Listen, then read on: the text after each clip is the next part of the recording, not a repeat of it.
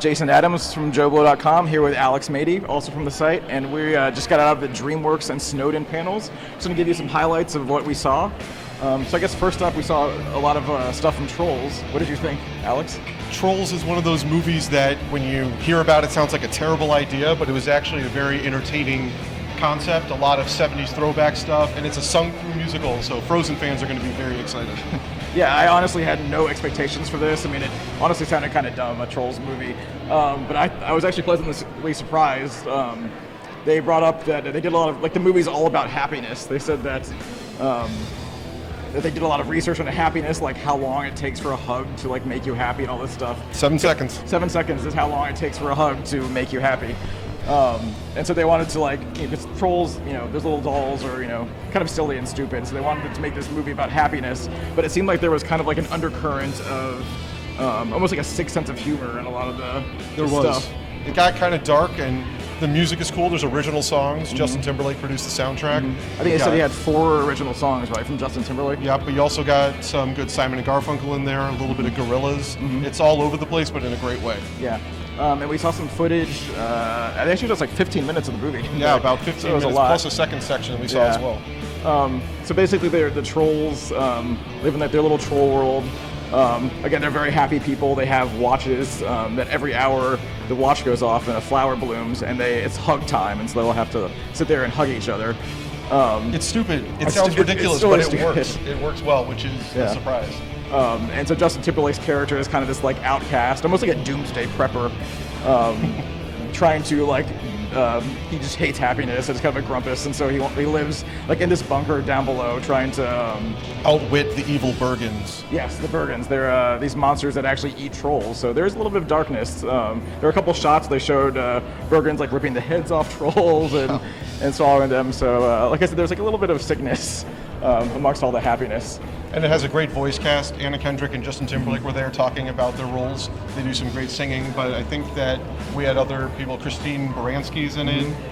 Who's the evil king? John Cleese plays the evil king in that movie, so we're excited for that. There was a great song where Anna Kendrick was singing about going out, and it was like a very inspiring song, but the entire time she's being, like, injured and hurt by everything around her. So it was pretty funny. It was. I liked it. I think it's going to be one of those movies that it has the chance of really crossing between just kids and adults. It's going to be big. It's going to be big. Yeah. And then there was the secret panel with a surprise showing of new footage from Boss Baby, starring Alec Baldwin. And I think that you summarized it best in... Yeah, I said it's imagine Alec Baldwin's amazing scene from Glengarry, Glenn Ross, except he's a baby, like an actual baby, with Alec Baldwin's voice, saying that kind of dialogue, and it was pretty amazing, as you can imagine. Yeah, there's an awesome action sequence where things are exploding and there's Nerf guns and trampolines and broken glass, but when you look at it from the parents' perspective, it's just kids playing in a backyard.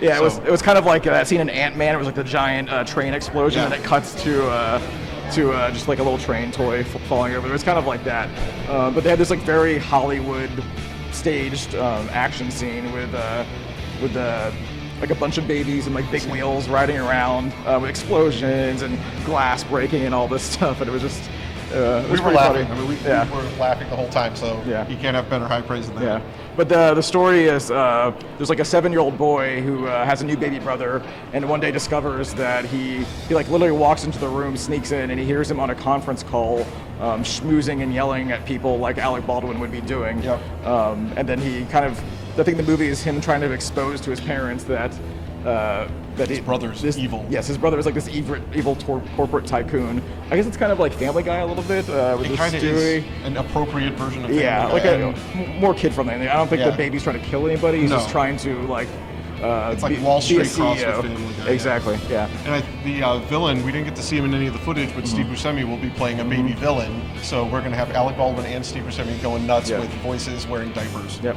And the rest of the cast was, I think it was Lisa Kudrow as the mom. Yep. Jimmy Kimmel as the dad. Jimmy Kimmel as the dad, and Patton Oswalt. They said, I think the Chris Hardwick said Patton Oswalt was in it, but I don't think he was supposed to say that. So we're guessing Patton Oswalt is in the Breaking movie. news. Yeah, breaking news.